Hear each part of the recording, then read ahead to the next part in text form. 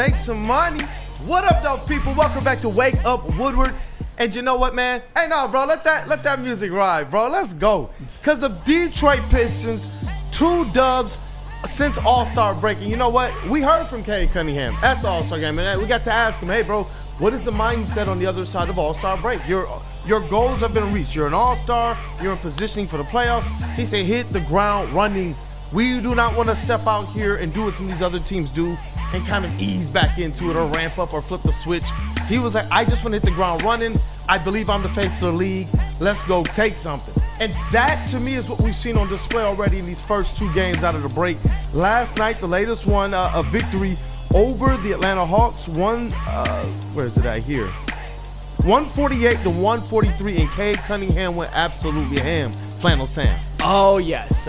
Cade Cunningham with a couple of MVP statements on the weekend. Obviously, I love any time that a Pistons team can beat a Trae Young-led team. However, Trae Young did play well. It was a very good point guard battle, but I'm just happy that the Pistons were able to close that out, win a couple of games. Don't touch me, I'm sizzling. Hey, Cade Cunningham was sizzling this weekend. I'll give you a couple of numbers before Kool-Aid gives some of his, which we've got all the numbers here today. So if you want your Pistons numbers, come to Wake Up Woodward. Cade Cunningham on the weekend, 32 points per game, 12 assists per game, 62% field goal, 60% from 3, 86% from the free throw line. Just in these first couple of games coming out of the All-Star break, which included Cade Cunningham's first All-Star appearance, he seems to have he elevated his game to an even greater level. And you know I love that three-point percentage too, because I predicted a big three-point shooting half for Cade Cunningham. Hasn't disappointed so far.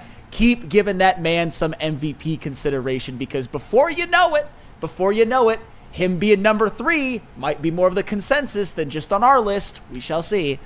Hey, and you know what? I'm sitting here right now looking at the season series. Do you know how vital it is to have won now 3 games to 1 the season series over the Atlanta Hawks for the Detroit Pistons when you're talking about playoff positioning, when you talk about tiebreakers and such? And you know, the only thing here is winning 2 games and losing a half a game on the 5th seed. You're still 2 behind the 4th seed. In contrast to the Red Wings, who fumbled a couple short victories, but stepped up and snagged the number 1 spot in the wild card. Yeah. So, but for the Pistons, I'm glad that they're just doing this, and this was what was emblemized in their 125-110 victory over the Spurs. Handle your business. This is in their hands right now to go out there and push forward. And the reason why I say that is because of a guy like Cade Cunningham.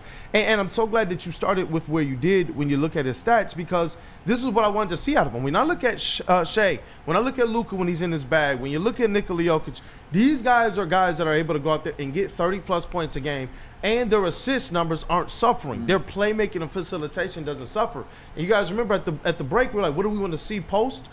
What I wanted to see was exactly what we saw last night. Take those few extra shots. I believe he's gotten more decisive. So remember at the beginning of the season, you're looking at 4 or 5 turnovers a game. Yeah. Over his last 10, that's more like 3.4, because he's been more decisive, giving himself more opportunities to make buckets. Why? Because he's that type of scorer. When you look at the numbers across the metrics, do you realize over the last 10, because the last 10 games is where it really, really starts to hit home with the type of player that Cade Cunningham is becoming. His last 10, 29.3 points, 10.1 assists, 5.6 rebounds. So as his scoring has gone up, his assists have gone up. And why? JB, you got those couple stats? Oh, yeah. Check out where Cade Cunningham ranks in the type of effect that he has on the game here. When you talk about the on-ball gravity of Cade Cunningham, the top 10 on-ball players in playmaking talent and on-ball gravity, Cade Cunningham is number 8 in the league according to Basketball Reference. What that means is everything that he does is going to be watched by the defense. He's the one that's attracting things. When you compare that to what Malik Beasley has as off-ball gravity, he's, I believe, number 4 in the league, it's creating space and it's creating mistakes by the defense. And Cade Cunningham is lunching. And as we see him get more and more decisive about pushing the pace, scoring the ball, and allowing the facilitation to come naturally off of that, we're seeing both his points and we're seeing both his assists go through the roof. A couple other stats here that I wanted to run through as it relates to Cade Cunningham. The top 10 on-ball playmakers and playmaking talent, JB Smooth. You got that one ready. Cade Cunningham, number 4 in the league, and look at the names that are all around. When we talk about Cade Cunningham as an MVP, when we talk about Cade Cunningham as All-NBA, Flannel Sam, all of the advanced metrics and all of the stats are saying the same exact thing. And one of the stats that I really found interesting here is the top 10 in finishing talent. If you could bring that one up, JB Smooth, for Cade Cunningham. Number 4 in the league, sandwiched between Shea and LeBron James. And you see the other names that are listed there with Giannis leading the way. Cade Cunningham is just an absolute stud. There's no more questions about his stardom. Obviously, with the All-Star vote, the All-Star game. But when you look at what this guy is doing, when you look how the Pistons are winning, there should be no more question about All-NBA, in my opinion, when it comes to Cade Cunningham. And I'm so glad that you mentioned that, because I'm hoping, kind of like it was at some point during the first half of the season, where I came onto the show and I was like, I'm not even worried about Cade Cunningham not making the All-Star team, because it's going to happen. Because if it didn't, it would be the biggest travesty in the history of humankind, and that's just not going to happen. I'm kind of feeling the same way about him making, at minimum, third-team All-NBA. When you look at the numbers, which I think he'll continue to put up, when you look at just the numbers he's put up so far, when you look at the success of the Pistons, when you even look at all of these more advanced metrics, there's just no denying it. The numbers are right in front of you. The wins are right in front of you. The impact is right in front of you if you watch Pistons games, which hopefully if you're doing any sort of voting on this, you do. We'll see about that. But I'm really impressed by this finishing one. And we've seen it all season long. And that's where his size, I think, benefits him more than, let's just say, somebody who's not as gifted in the height department as other Eastern Conference point guards like Trae Young and Jalen Brunson and a Darius Garland type. That's why I like Cade Cunningham so much. I love the fact that he's 6'8", and the fact that he is top 10 in finishing talent. He is above LeBron James. And I know LeBron James is 40, but you see him dunking on fools still. And Cade Cunningham higher up, and the only 3 above him are Giannis, Zion, and SGA, which are very understandable. Love to see that. I got another stat here. The bottom 10 in overall shot quality. So if you can pull that one up. These players take the toughest shots. So he's out there RIP on his Kobe right now. But this is the interesting thing about Cade Cunningham. You look at some of those players, and some of those guys you recognize are going to have higher field goal percentages. Well, what has Cade Cunningham done over the last 10 games? Listen to the shooting splits, bro. 50% from the field, 36% from behind the arc on high volume, 93.3% from the free throw line, brother, and 60.4% true shooting. So as the volume goes up, as the responsibility is going up, as he's going out there and hitting those, because where he's taking a lot of these tough shots, it's in the mid-range. Yeah. But that's where his bread and butter is. And when you look at the growth of guys, and I know we're going to talk about some of these other players like Asar Thompson, Jalen Duren, the addition of a Dennis Schroeder, and the ways that this team now has caught their stride from a chemistry standpoint, I do believe that 46 wins is well within reach. They've already won the first 2 of their last 27, 25 games left to go. I do believe that this team is in prime position to go out there and do that and push for a number 4 seed in the NBA Eastern Conference playoffs. Those were a couple of big wins. I mean, I mentioned it because unfortunately the blood clot to Victor Wembanyama. That being said, you got to go in and beat the Spurs. And the Pistons did that and left absolutely no doubt whatsoever. But the same with the Atlanta Hawks. I mean, they didn't have an injury or anything like that, at least one that they haven't already had for a while in Jalen Johnson. But the Hawks came into LCA. I was there at that game. Beat the Pistons. The Hawks are always going to be that thorn in the side team as long as a guy like Trae Young is there. To go in there to win on the road, despite not having the best defensive performance, that's an example of winning when you maybe don't have it defensively. Sometimes you just have to outscore teams. You got to win in different ways, and I just love the way that they were able to just pull both of those games out, because at the end of the day, if the Pistons are able to get that 4 in the 5 seed, you're going to be looking at some of the more sexy wins or matchups, but it's these ones that are really going to propel the Pistons to getting that 4 or 5 seed, getting the 45 wins that most of us are predicting, and getting Cade Cunningham some of those MVP votes. Yeah, we've already seen it. It's what's propelled them so far, is winning those take care of or handle your business games, like we saw against the Spurs and the Hawks, who they won that season series 3-1, so they've proven they're better than. And you know what? They're going to get everybody's best shot twice over. these teams don't want to let the Pistons up the rankings. They don't want the Pistons next up. Nobody does. They want their team next up, especially when they've enjoyed what they've enjoyed the last few years of the league, finding ways, or no, really the Pistons and their organization for a large degree of their makeup around Cade finding ways to keep him down. Now that he's up, you're also fighting a battle of these other point guards and other top players who are realizing Cade Cunningham is, when he says he's the face of the league, think about how quickly he's shot up all of the player rankings. Think about how quickly national people have entered his name into the discussion of All-NBA and MVP. Trae Young is not trying to give that up, but I'm sorry, bro. Pistons are ahead of you in the rankings. Yeah. They beat you 3-1 on the series, and Cade Cunningham's stats are just better than yours. Yeah. You've been passed up, buddy. And this is what I know. This is what I know the Detroit Pistons are going to do to a couple more teams that are currently ahead of them. Oh. I don't know if they're going to get these teams this year, but in terms of the player that Cade is, the makeup of this team, how these vets are riding, and what they have asset-wise to bolster this, Trajan Langdon has an opportunity to cook, and the Pistons have already arrived ahead of time. They have. And, Trae Young's been passed up. I mean, I suppose you couldn't say that last year, but this year Just needed it to be official. There's really no question about it. And Rando Smalls, is 14-45 good enough for MVP? I don't think Cade's going to win it because SGA and Jokic are just different. But at the same time, man, if he finishes where I think that he should, that's the number one finish out of any player in the East, which by that logic makes you the best player in the East, at least for this year. And I'll tell you what, if Cade Cunningham does take even a bigger leap, what if he finishes the season averaging 27 points and 10 assists on like 37% from three? How could you deny him at least some votes? 10 and 5, 10, 15, 20 games. He's already doing it.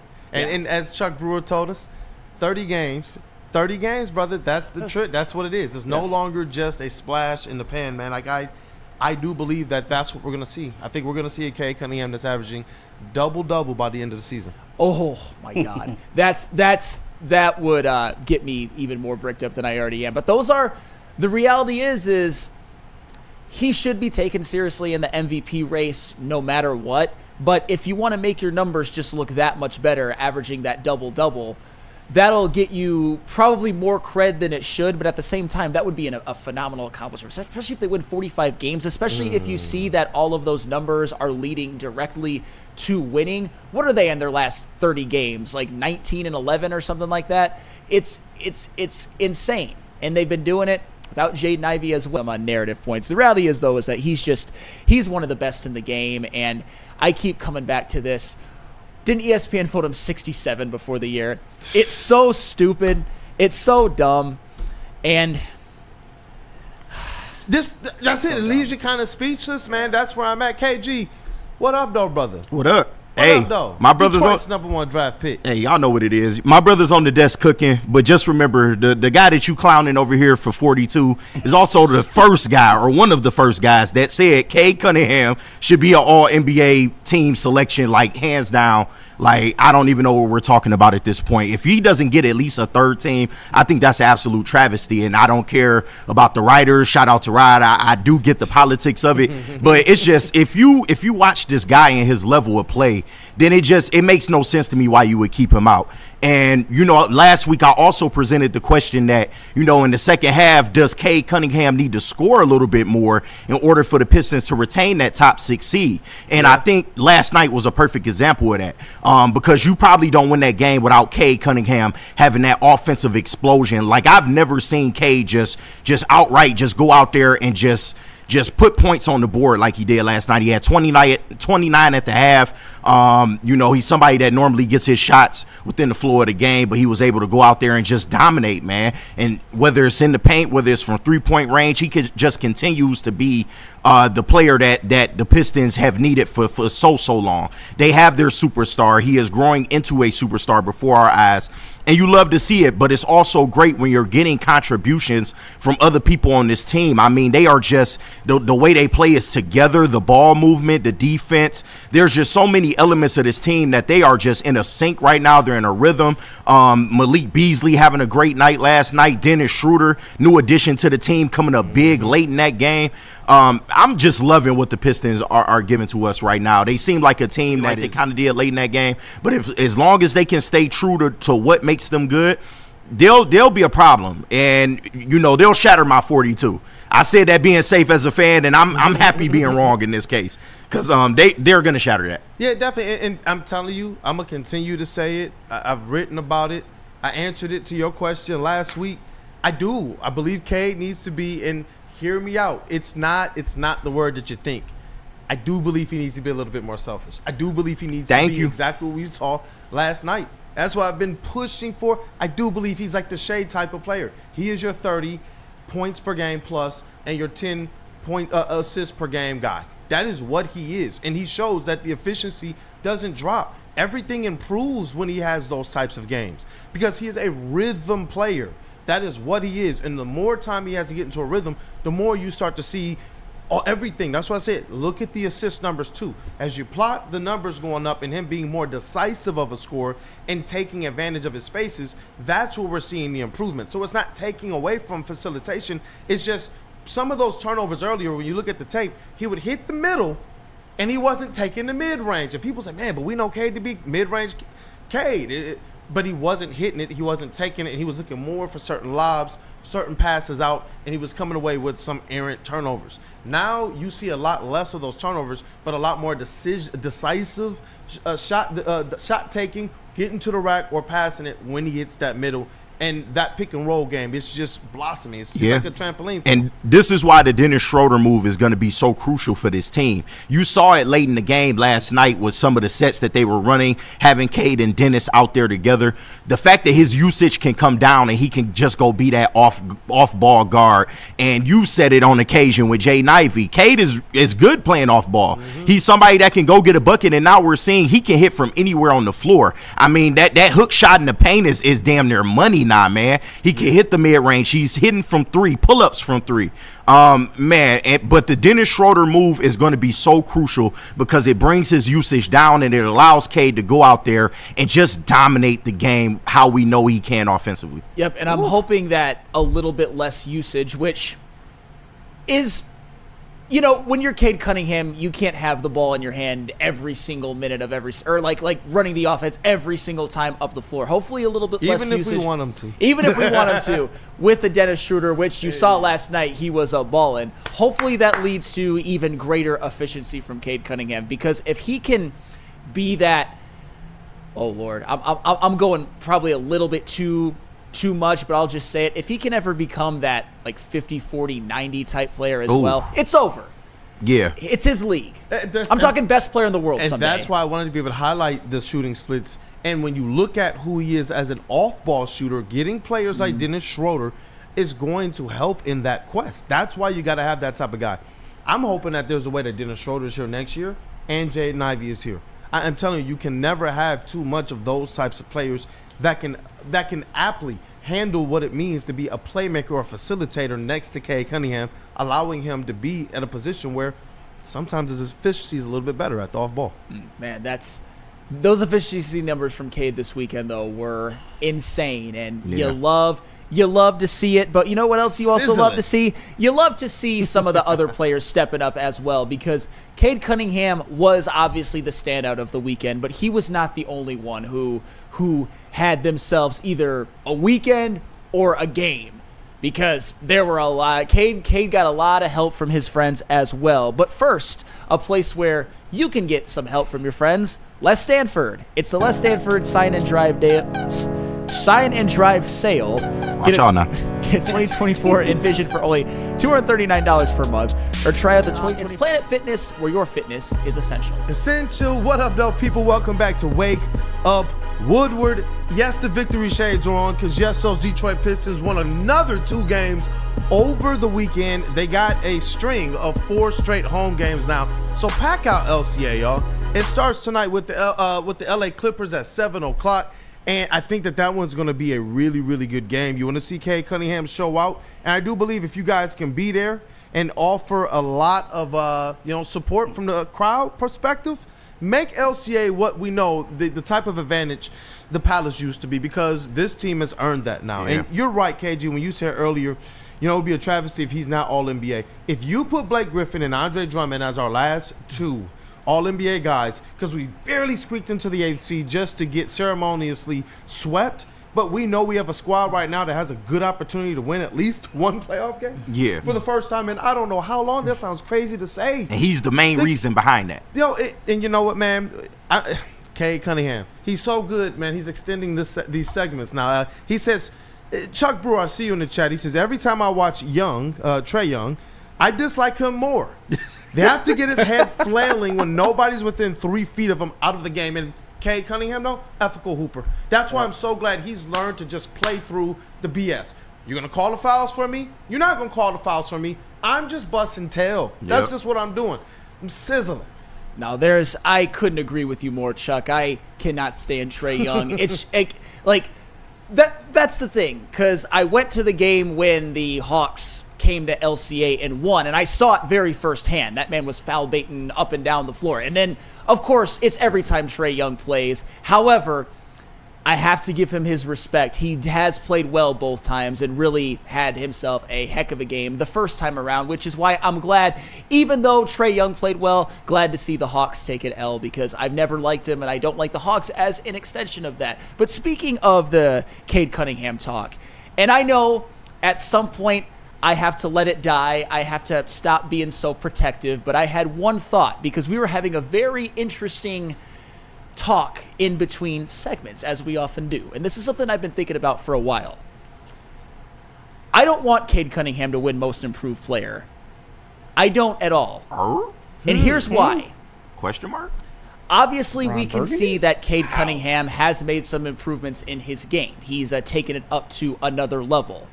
However, I think it will give credence to the folks who acted like he hasn't really come on the scene until this year.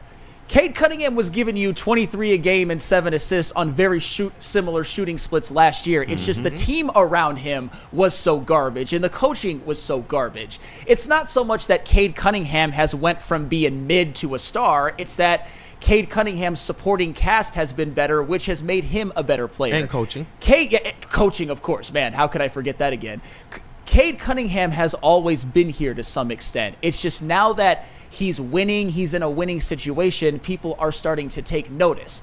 I don't want to hear the whole I'm praising him this year because he's finally playing well and they're winning. I don't want to hear any of that. That's why I don't want Cade to win Most Improved Player, because he was already really damn good before. And I'm not saying that Cade hasn't made improvements. It's just that this wasn't a one-year thing. He's been him ever since he stepped into the league. He's just getting better around him now.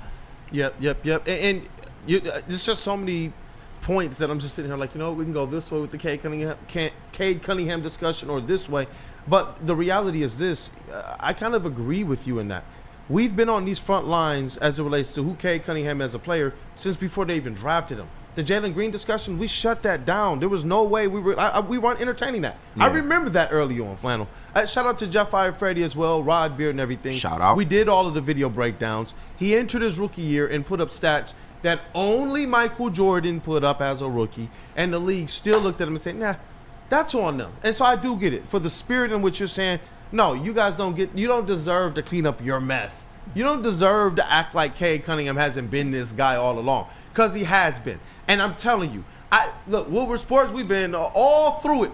The one thing I know that we've been consistently right about from the beginning has been Cade Cunningham. From literally having Dwayne Casey on this show to break the news that he would be the pick. He sat right in that same chair that Chase sat in. And he's been that guy ever since. We've stood on that business, and I get it. It's what Rod says. When you're not winning, a lot of the people just tune it out. They just believe that your stats are empty and hollow. But I implore people to understand this. Without Cade Cunningham, I'm telling you, there's not even a future to build around. The Pistons knew that they could go and sign this man and just put marginal help around him and that it would have some type of success. Think about that.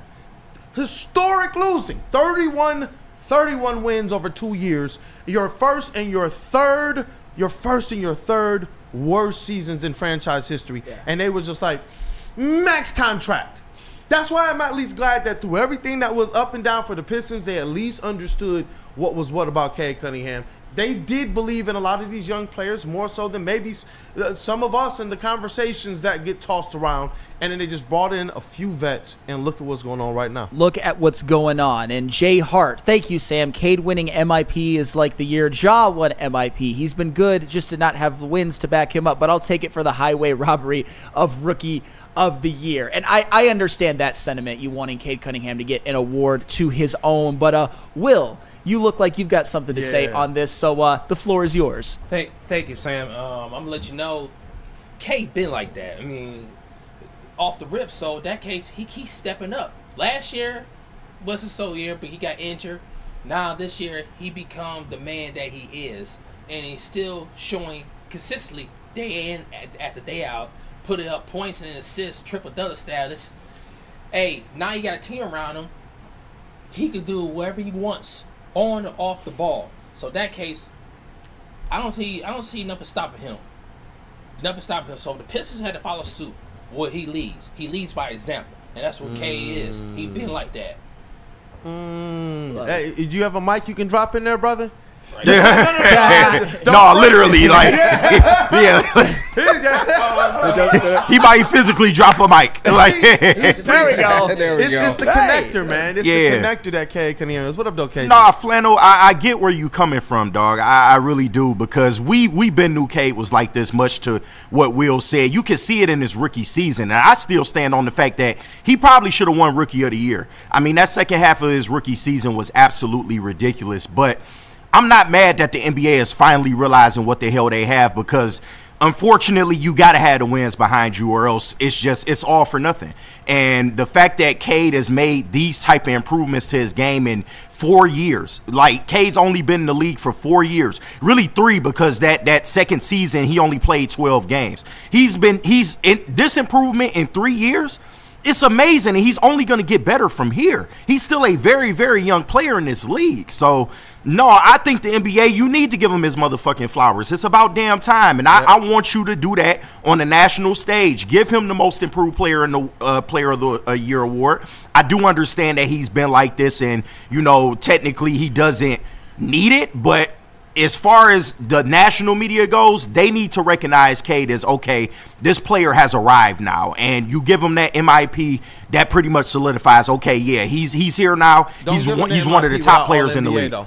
You said what? Don't give him MIP without All NBA this year. That part. I will throw the MIP back. Yeah. That part. Come on, bro. Yeah. Because that's a good point. Because if you were to tell me in terms of improvement that Cade didn't deserve All NBA last year and he deserved it this year, absolutely. Everybody would agree with that. But I don't want it to be misconstrued like this is the first year where Cade is really an all-star type of player. And KG, I understand your sentiment as well. You want our guys to get the awards that they should get, both with the All-NBA and with an award all to himself.